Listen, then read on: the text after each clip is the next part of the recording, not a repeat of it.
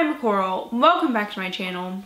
This is not a humble brag at all, but I've had quite a few new subscribers lately and I haven't been making new content, and I'm so sorry for those of you who have come recently and been like, it's been 2 weeks since she uploaded, what is going on? It's just really hard for me to focus on making any content lately, and I don't have a lot of time during the day, so like by the time I have time to do that, it's nighttime and I just don't want to do it, frankly, because I'd rather like sit and watch Lost for 4 more hours. Anyways, today I'm doing a tag video.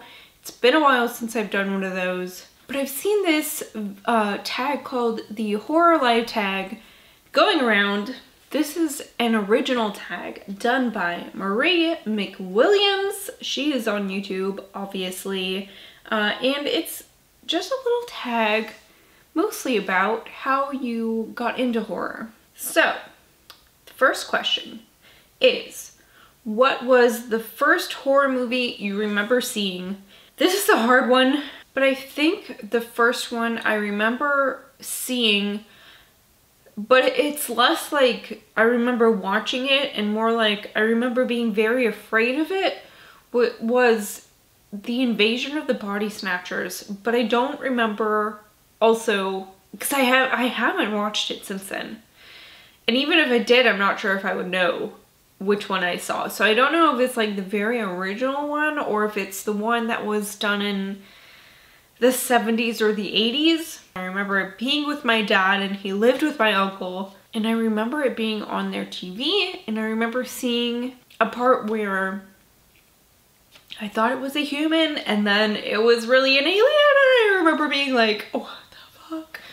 And a little bit scared by that. I think I must have been maybe 3 or 4 years old. The second question is, what was the first horror book that you remember reading? This is also a very hard question to answer because I really don't know. Possibly one of the Bailey School Kids books, which was, actually I think I have one of them right here. Some of these like early reader chapter books. This is the second book. The first one is called Vampires Don't Wear Polka Dots, and I'm pretty sure these were at least one of my very first forays into horror books. Well, the whole series is about these school friends who find monsters in their everyday lives, but maybe they're not monsters if they look into it a little bit harder. These were so much fun. I've kind of read them with my daughter, but I don't know if she's super into them yet. This one I don't think we finished. I think we didn't finish the first book either. Maybe someday she'll like these as much as I did. Number 3 is, what is the movie that made you a horror fan? All of these are such hard questions because growing up, my parents also liked horror. So this is something that I was exposed to one way or another, like whether it was me seeing it secondhand, like Invasion of the Body Snatchers, or just having parents that were more open to me seeing this kind of stuff at a younger age because they had also seen it. It wasn't like I brought home the movie Seven and I was like, hey, can I watch this? And my parents were like, no, because they had never seen it, and because it's a horror movie, like they had definitely seen it and were maybe a little bit desensitized to horror movies, because I think I saw a lot of things at an age where maybe I shouldn't have. And I think the movie that got me into horror movies, there are 3 that come to mind when I think of like the very first horror movies that I sat down and watched. The first one being Texas Chainsaw Massacre. This was a VHS that my mom had. I remember it being put away with some movies that I wasn't supposed to watch, like Clockwork Orange. That was one that I snuck watching. However, Texas Chainsaw Massacre, I know it was with those movies, and I think it was one where like I watched it a few times and then my mom was like, maybe you shouldn't watch it, and then like it got put away, but it was like, I've already seen it, lady. I also watched Silence of the Lambs quite a few times when I was pretty young, probably younger than I should have been, because it has some disturbing topics. And then I think the third one that I think about, like the movies that made me want to watch more horror movies, is Candyman, which is one I used to rent a lot at the video store. Number 4 is, what is the book that made you a horror fan? And like I said, probably these Bailey School Kids books, because I think it was after this that I started looking for books at the library that were more like ghost stories and scary stories and stuff like that. I think after reading these is when I found the scary stories to read in the dark books and stuff like that. This really helped develop my love of spooky things, even if, you know, kind of like Scooby-Doo, they could be explained by not paranormal things. It's still just something I wanted to read. Number 5 is, what is your favorite horror movie of all time? This is a trick question. I think I would probably have to answer with John Carpenter's The Thing. This was one where I was like kind of late to the game seeing this. I mean, I was born like 20, 30 years after this movie was made. Probably more like 20, maybe 25. I don't know. But I was born quite a few years after this was made. But even growing up watching horror movies, I had seen like Hostel and Saw, like these like more modern, well-known horror movies before I ever saw The Thing. I was like 16 or 17, I think, when I saw The Thing, and I had never even heard of that before. I had never heard of it before then. And since I saw it then, I think at first I was like, this is a little bit cheesy, but watching it over and over again the last couple years, you realize just what a big step this was in the horror genre. And even now watching it, I love watching it now because the special effects, they're practical effects. They're not computerized effects. So when you watch it, it just like adds this spooky, weird, like, I don't know, it's like the monsters feel more tangible, even though you know that they're not real because they're a little bit dated. Like the effects are a little bit dated, but it still feels more realistic to you than a computer generated spooky monster would, you know what I mean? And it's just, it has such great special effects. It's such a weird idea. It hits on some of my favorite tropes like survival horror. It hits on that thing I love where people are stranded in a very cold environment and they don't know who to trust. They don't know if somebody they know is a monster. It's like sort of maybe an alien story even, and it's such a good movie. All right, number 6 is, what is your favorite horror book? This was really hard question to answer. So I had to pick 2. I think the first one I have to mention is Flowers in the Attic by V.C. Andrews.